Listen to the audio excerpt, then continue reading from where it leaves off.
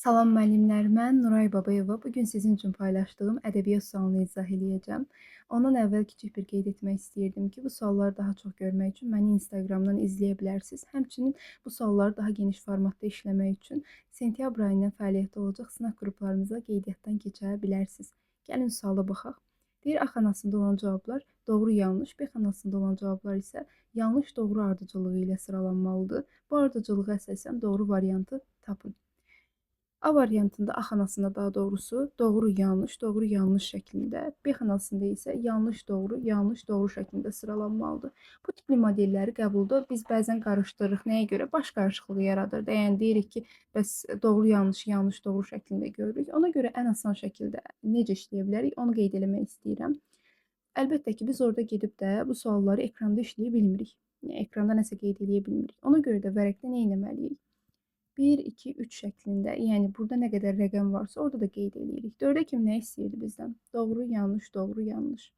Bu şəkildə qeyd eləyirik. Sonra da uyğunluq istədiyinə görə cavabları uyğun şəkildə qarşısından qeyd eləyib, uyğun gələnləri götürürük, uyğun gəlməyənləri götürmürük. Deyək ki, bir səhvdir. Bir səhvdirsə, deməli, uyğunluq istədiyinə görə biri götürməyəcəyik. Çünki bundan bu uyğunlaşmır. Yəni, bu şəkildə vərəqdə bunu asan şəkildə işləyə bilərsiniz. Suala qayıda bilərik. Deyir, bir də nəsrlə yazılan heç bir əsərdə nəzm nümunəsinə rast gəlmək olmaz. Bu tamamilə yanlışdır. Ən primitiv yadımıza salaq dastanları. Dastanlarda nəzm nümunəsinə rast gəlirik. Dastanlar nəsrlə yazılır. Onda nə edirik? Deməli, bunu yanlış olaraq qeyd edirik. Bizdən doğru istəyirdi, bu yanlışdır. Bunu götürə bilərikmi? Əlbəttə ki, götürə bilmərik. Çıxırıq biri. 2-yə baxaq. Deyir, istənilən 2 misraya beyt demək olar. Bu yanlışdır, ona görə götürürük. İstənilən 2 misraya beyt deyə bilmirik. Müəyyən bütövlük, bitkinlik ifadə edən 2 misraya, birlikdə bitkinlik, bütövlük ifadə edən 2 misraya biz beyt deyə bilirik. Yəni, hər hansı 2 misra beyt olmur. 3-ə baxaq. Deyir, bütün cinas qafiyələrə qulaq qafiyəsi demək olar. Bəli, doğrudur. Bütün cinas qafiyələrə qulaq qafiyəsi demək olar. Amma bütün qulaq qafiyələrinə cinas qafiyə demək olmaz. Bunu da yadımızda saxlayaq və 3-ü də götürək. 4-ə baxaq. Deyir, məsnəvilərdə rədifin yeri ardıcıl gəlib A şəklində qafiyələnə bilir. Bəli, bu fikir doğrudur. Məsnəvilərdə rədifin yeri ardıcıl gəlir və A şəklində qafiyələnir. Axı biz bilirdik ki, rədifin yeri bənd və beyt formalı şeirlərdə sabitdir. Amma məsnəvilərdə fərqlilik var. Nəyə görə? Çünki məsnəvilərin qafiyələnmə sistemi qəzəldəndir, qəstədəndir. Onlardan fərqlidir. Ona görə də məsnəvilərdə bu şəkildə qafiyələndiyinə görə bu fikir doğrudur. Amma burada yanlış olmalı idi deyə 4-ü götürə bilmirik. 5-ə baxaq. Deyir, şeirin birinci bəndi neçə misradan ibarətdirsə, digər bəndlərdə bu sayda bərabər olmalıdır. Bu fikir doğrudur. İndi deyə bilərsiniz ki, bəzi şeirlərdə elə deyil. Bəli, elə deyil.